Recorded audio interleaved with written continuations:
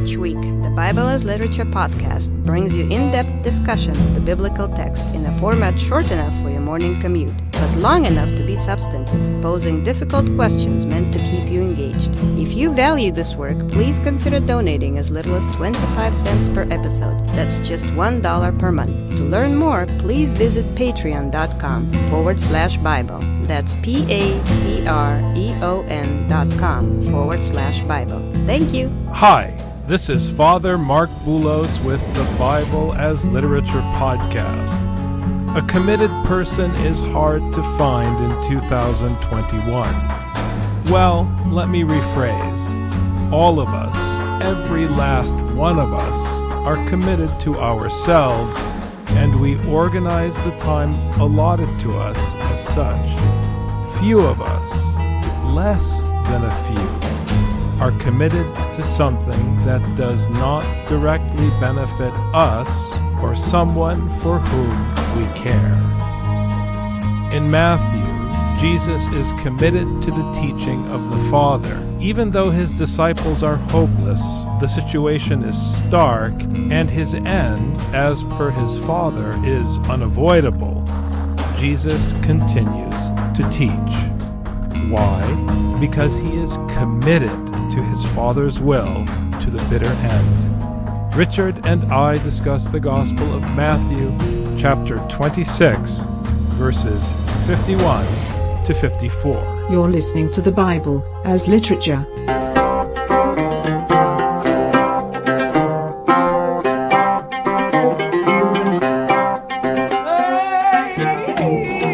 Hi. This is Father Marc Boulos. And this is Dr. Richard Benton. And you are listening to episode 403 of the Bible as Literature podcast. We have been talking about the snoozing watchman now for the past 2 episodes. And last week we mentioned that even if those who were to keep watch with Jesus had done their job, the Lord, in submission to the will of God, would have told them not to interfere with the ochlos that had come to arrest him and take him away.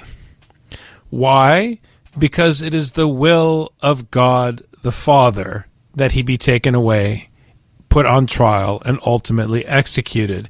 And here, I think it's important, Rich, that we stress this point. It's a very uncomfortable point. You've said many times to me in our private conversations and in lectures you've given at church and elsewhere that when you hear Ezekiel, God is a very unpleasant character. The prophecy of Ezekiel is a very unpleasant text.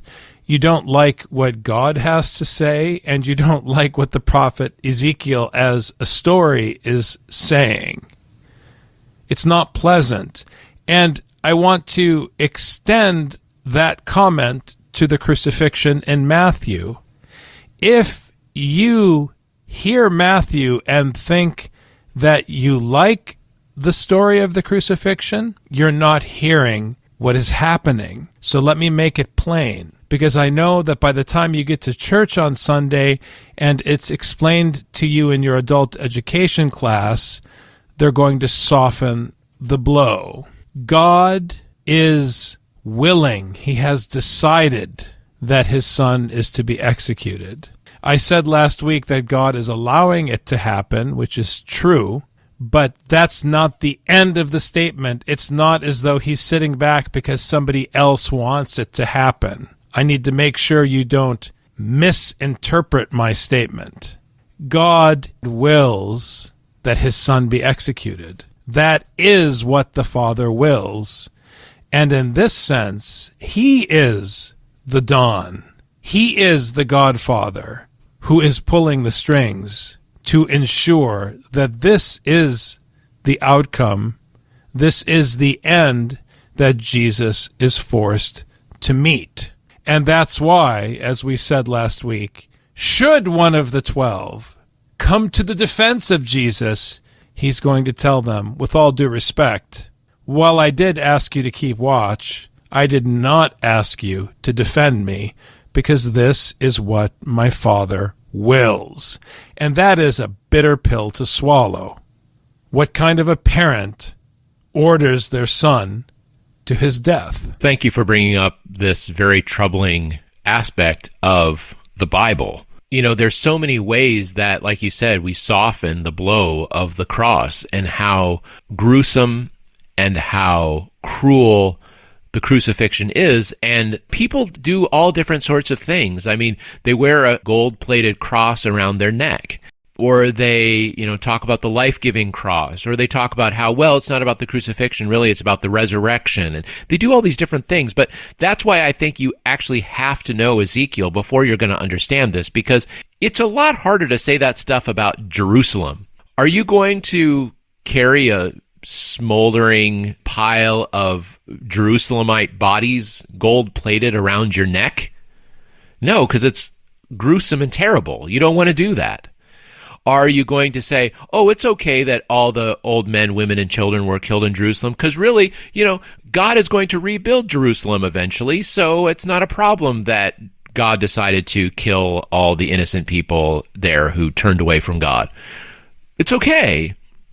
No, we don't want to say that either. We try to get out of the terror and the horror of the cross by coming up with these other stories and focusing on them, so we don't have to actually look at what happens on the cross. But when you read Ezekiel, 36 chapters about what's going to happen to Jerusalem and the surrounding nations, and none of it is good. And the reanimation of the bones creates an army. Not just a bunch of people, an army. Because he's out on the field where the bones are, and those are the bones of soldiers who were killed in this. I mean, the story of Job, my professor used to always poke at people who tried to make something good out of God at the end of Job. You think it's the same if all the kids are dead? Just say, oh, I'll give them some more kids then afterwards. That'll do it. How does that make any sense? The way that you heal the grief of losing all of your children is just have more children? That's not how humans work. So we have to understand the true terror and the true horror of these stories. So when someone wants to defend Jesus, and we say, oh, those silly people think that they can defend Jesus with a sword, at least they're taking it seriously in the story. The person who decides that he wants to defend Jesus is taking it seriously, like he doesn't want this to happen. We're all okay with it happening because we know about the resurrection. We know that God is actually all loving, and so it's all going to come out okay in the end. Hey, it's going to come out okay in the end, but through horrible, torturous, humiliating means. And when you said, Father, that the disciples had their chance to stay awake and they could just walk away when they saw the crowds coming instead of having to fight them off with a sword, they missed their opportunity. This is a dollar short and a day late. And behold, one of those who were with Jesus reached and drew out his sword and struck the slave of the high priest and cut off his ear. While in the Gospel of John, it specifies that it was Peter who cut off the ear of the slave of the high priest, here it does not indicate specifically who did so. It just says those who were with Jesus. You might be able to presume it was those who were tapped or assigned to keep watch, but it's not specific. So it could be others who were with Jesus. We don't know. But the fact remains that whoever it was, even though they finally stood up and did something, they did the wrong thing, which is why I'm inclined to think that it's referring to those who were with Jesus, the people who were snoozing, and as you said, who came a day late and a dollar short. I think it works either way, honestly, Richard. I think it's important to raise the question that you raised because the text is not specific. Either way, they're a day late and a dollar short in attempting to fulfill their duty. And because they're late and they don't know what they're doing, they did the very thing that you're not supposed to do if you're truly a disciple of Jesus Christ. If you're a disciple of Jesus Christ, you're supposed to hear and repeat what he's been teaching throughout the entire book. Now, If you are going to hear something, you have to hear it through your ear. And if you're going to repeat it to someone else, you have to speak it into their ear. Now, how can you do that when you cut the guy's ear off? That has to be the dumbest move in the history of teaching. And if you don't believe me, ask me about the dumbest action scene in the history of literature. Name a single action movie. Name a single fight scene where the climactic moment is the chopping off of an ear. That makes no sense as an action scene. I mean, it's so obviously a literary metaphor meant to drive home the folly of the sleepy disciples. I mean, it's right there in front of you. What are you doing? Yeah, talking about not having ears to hear. This guy has half of his ears to hear, and it was thanks to the one who was charged with teaching. I mean, if the people you're supposed to preach to don't have ears because of you, and the reason why they don't have ears to hear and why you removed their ear to hear is because you were not attentive to the voice of your teacher, i.e. Jesus, beforehand. You see how this works. You don't listen to Jesus, and then when you have to deal with those who are against Jesus, you can't preach to them. All you can do is take their ears off. That's what you're going to end up doing. They no longer have ears to hear because you're not interested in following the message either. So I'm not saying that the person who is teaching has to be faithful in their actions to the word in order to preach the word. I'm not saying that. Anyone can preach the word. The lowliest criminal can read scripture and they're teaching the word. They don't have to believe it. They don't have to do it. If they read it out loud, I am bound to it.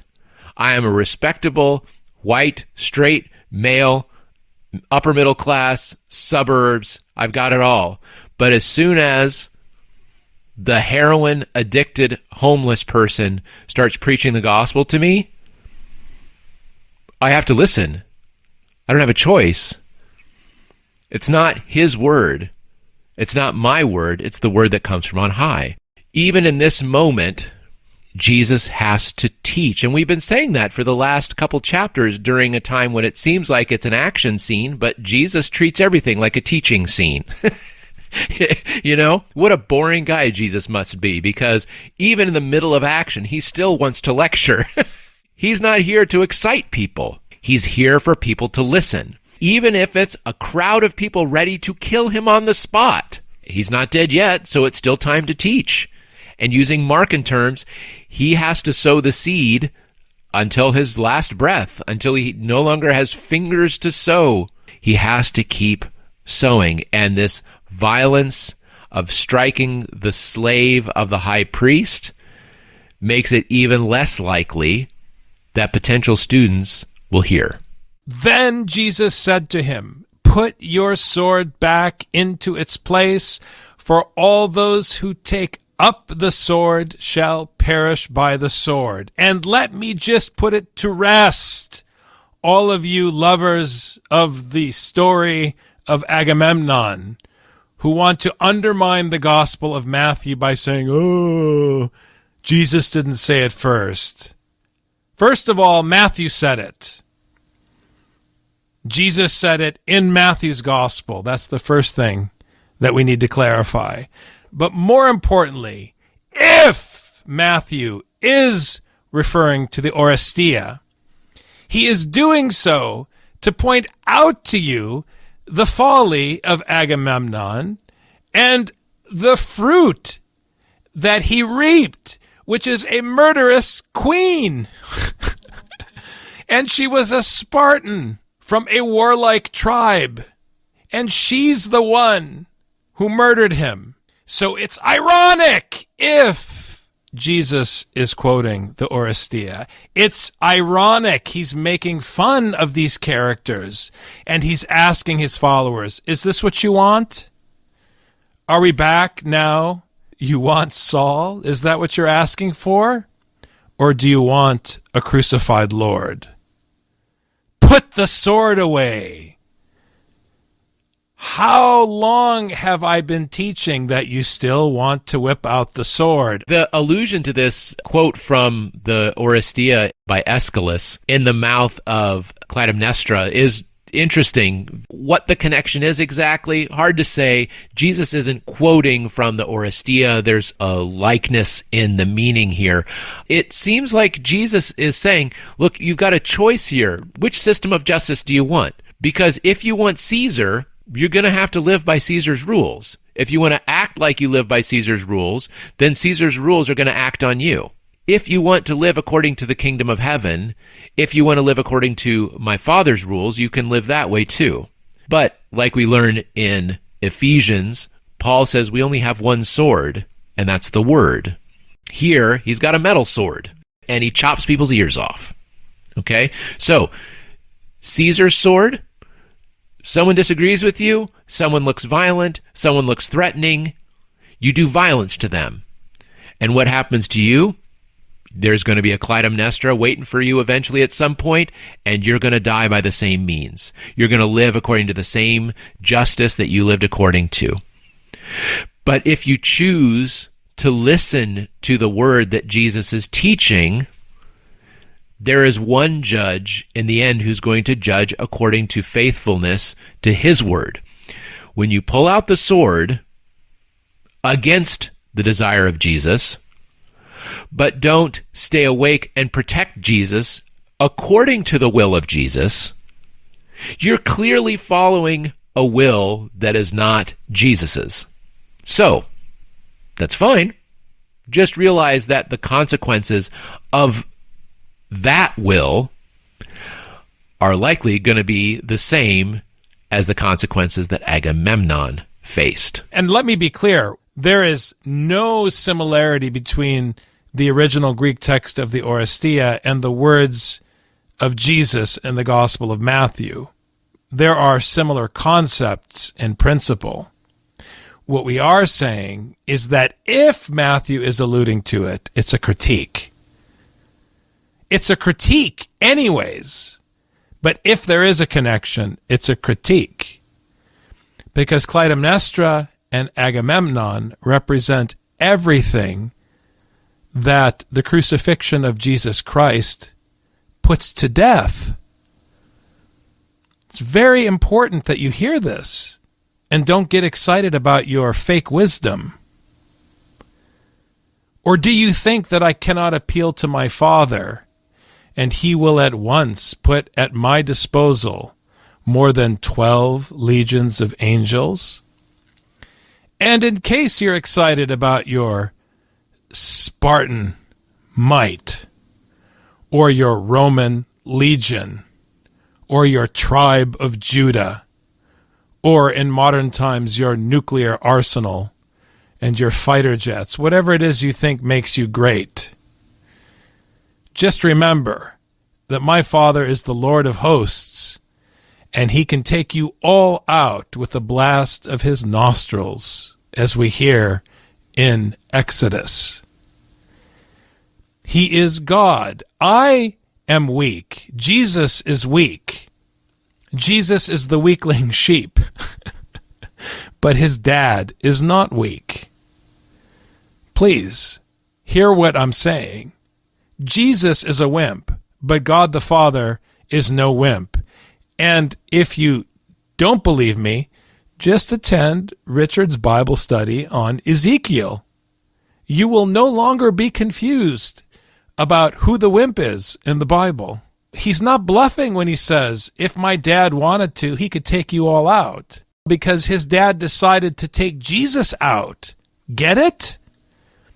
It's a very painful text, Rich. The allusion to the Old Testament, again, is essential. You can't understand this otherwise. If you don't understand that God alone defeated the entire army of Pharaoh when his 12 legions of sons of Israel had no swords whatsoever, no chariots, no horses, and somehow God defeated them. And then when God wanted to defeat Jerusalem, He just called up his buddy Nebuchadnezzar, the king of Babylon. God put his own sword into the hand of Nebuchadnezzar for him to destroy Jerusalem. God disposes however he wants. He doesn't need people. When Jesus elsewhere says he can raise up sons of Abraham from the stones, he's very correct. We see it happen time and time again.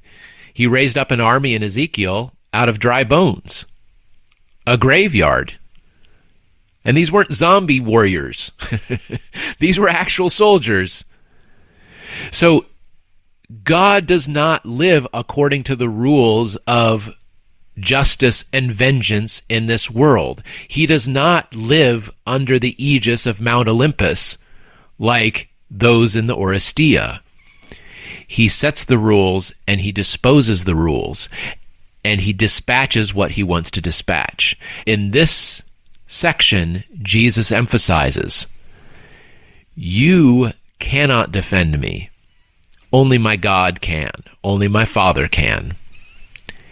And if you want to take the role of God, you are submitting to Caesar. You are no longer submitting to me or my Father. So this is the choice you, follower of Jesus, must make. Do you want the sword of Caesar, which is made of metal, or do you want the sword of God, which is made of the Word? How then will the Scriptures be fulfilled, which say that it must happen this way? Again, Jesus has no power in the situation.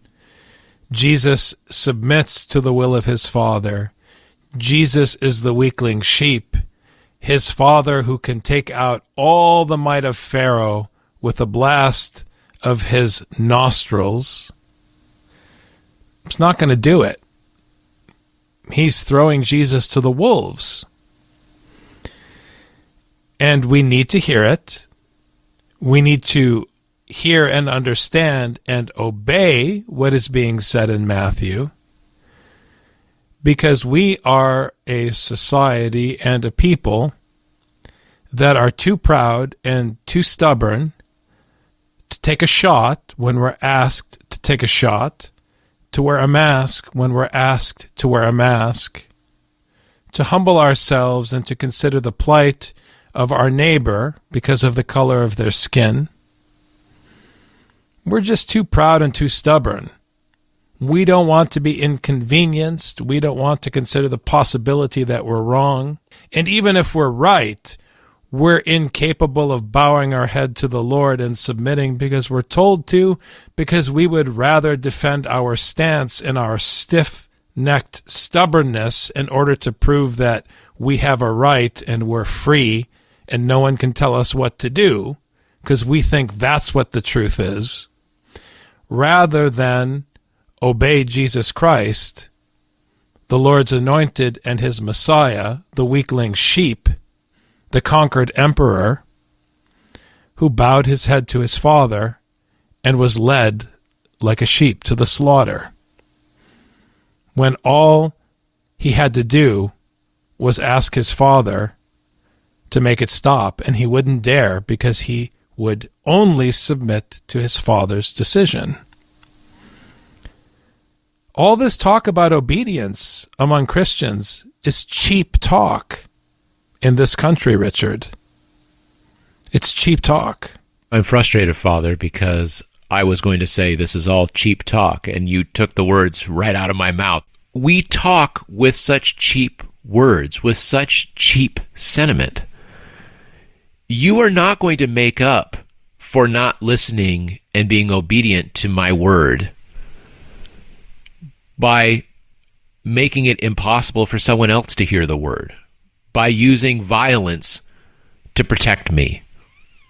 When I have all the violence at my disposal that I need, which I'm not using, you think that it's violence that's going to even out the playing field. You think that it's violence that's going to make everything work the way it's supposed to work. But I'm telling you, obey the Scriptures. Obey e graphe. The scriptures have to be fulfilled. And I love that word because we say fulfilled, but it really does use this word fill. They have to be filled with action. The words have to become real in the sense that they are animated with a spirit. They're actually doing something. I'm not trying to be woo-woo and there's no zombies here. I'm trying to say the words have to take flesh in us by enacting the end of Matthew 25. Don't pick up your sword. Serve and bow down to the one who lacks food or water or clothing, those in the hospital and those in prison, if you want to do something. If you feel like you need to take action, violence against your neighbor is not in Matthew 25. Kindness, caring, and sacrifice are in Matthew 25. And before you get to the final scene of Matthew 25, it's all about preparation. And you don't get prepared by going to the shooting gallery or hitting the heavy bag in the gym. That's not how you prepare. You prepare by internalizing rephrase, the scriptures, so that they might be fulfilled. Thanks very much, Dr. Benton. Thank you, Father. You've just heard the Bible as literature. Thanks for listening. The Bible as Literature is a production of the Ephesus School Network.